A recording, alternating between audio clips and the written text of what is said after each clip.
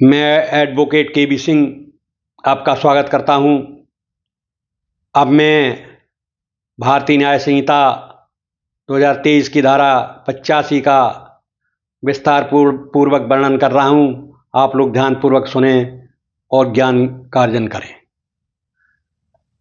धारा 85 के अनुसार यदि कोई पुरुष किसी महिला का पति या पति का कोई रिश्तेदार होते हुए उस महिला के साथ क्रूरता करता है तो वह अपराधी माना जाएगा।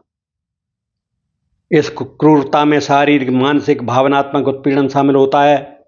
शारीरिक क्रूरता में महिला को चोट पहुंचाना, मारपीट आते हैं, जबकि मानसिक क्रूरता में अपमान करना, धमकी देना, उत्पीड़न करना जैसे कृत्य आते हैं। इस धारा का उद्देश्य महिलाओं को उनके वैवाहिक घर में सुरक्षित महसूस कराना और उनके साथ हो रही किसी प्रकार की क्रूरता के विरुद्ध संरक्षण देना है। धारा 85 के अंतर्गत अपराध करने वाले को 3 वर्षों तक की जेल की सजा और जुर्माने का भी प्रावधान है।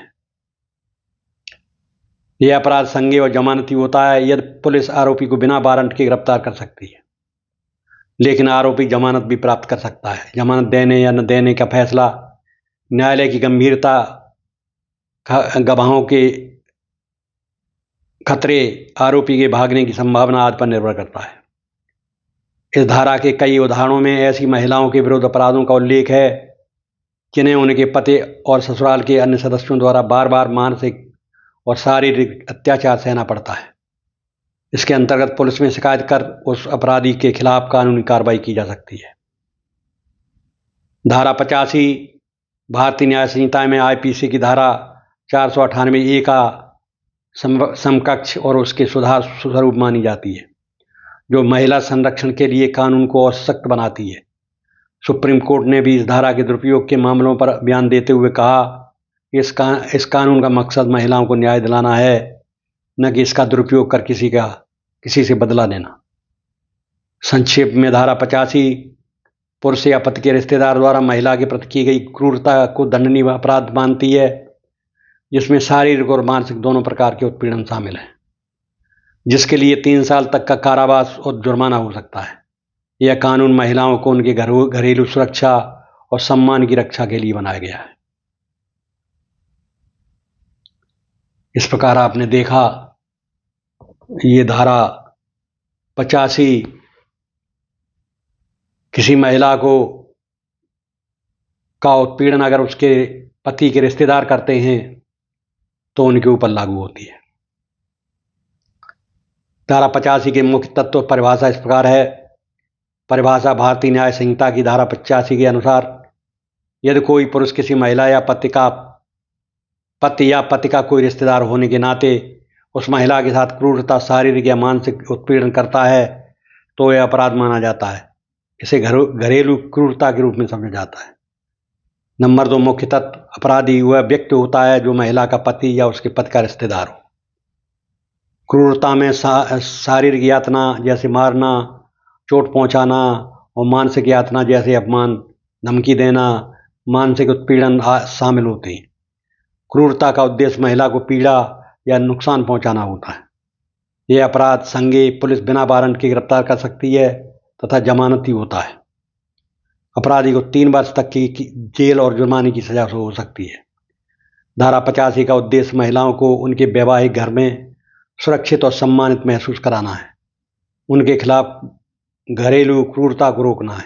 यह धारा भारतीय दंड संहिता की धारा 498A की जगह ली है। इसे और अधिक सख्त बनाया गया है। इस धारा के अंतर्गत अदालत जमानत देने या न देने का निर्णय मामले की गंभीरता, आरोपी के भागने या सबूतों को दखल देने की संभावना आदि के आधार पर लेती है। इस प्रकार धारा 85 पति या उसके रिश्तेदार द्वारा महिला के विरुद्ध की गई क्रूरता को दंडनीय अपराध मानती है, जिसमें शारीरिक और मानसिक दोनों प्रकार के उत्पीड़न शामिल होते हैं और इसके लिए 3 वर्ष तक की सजा का प्रावधान है। इस प्रकार आपने देखा कि ये धारा पहले 498A जो धारा हुआ करती थी उसमें पति के रिश्तेदार, उसके बहन, बहनोई, उसके माँ, उसके पिता, उसका भाई और उसकी भाई की पत्नी, ये सब आ जाते थे और एफआईआर में जो महिला होती थी वो उन सब के नाम लिखा देती थी। बेचारे जेल जाने के भय से महीनों इधर उधर अपनी रिश्तेदारी में समय गुजारा करते थे। तब माननीय सुप्रीम कोर्ट ने ये व्यवस्था दी कि पति के अलावा उसके किसी रिश्तेदार पर इस प्रकार की उत्पीड़न की कार्रवाई नहीं की जाएगी। तब से ये धारा काफ़ी सरल हो गई है, लेकिन नई धारा में धारा 85 जो है उसमें कड़ाई की गई है, लेकिन जांच सही होनी चाहिए ऐसी व्यवस्था भी की गई है, क्योंकि अगर जांच सही नहीं होगी तो गलत आदमी फंस जाएंगे, उनकी ज़िंदगी बर्बाद हो जाएगी। मैंने देखा है कि जब 498 एक ही एफआईआर हो जाती थी तो उस के रिश्तेदार, पति के रिश्तेदार वकीलों को थाने में भेज के या और लोगों को भेजकर पता करते थे कि किन किन के नाम है। जब पता चल जाता था कि इनके नाम हैं तो बेचारे वो जो है भागते थे, लेकिन कानून के हाथ बहुत लंबे होते हैं। वो जो है उनकी गिरफ्तारी होती थी और वो जेल जाते थे। यहाँ तक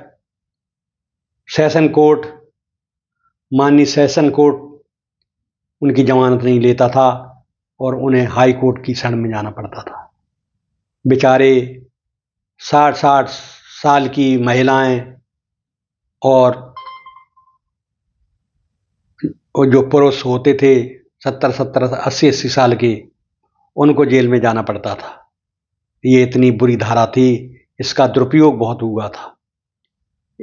जब माननीय सुप्रीम कोर्ट ने यह महसूस किया कि इसका दुरुपयोग हो रहा है, तब इसके संबंध में ये आदेश जारी किया कि पुरुष के रिश्तेदारों पर इस तरह का उत्पीड़न पुलिस उत्पीड़न नहीं कर पाई।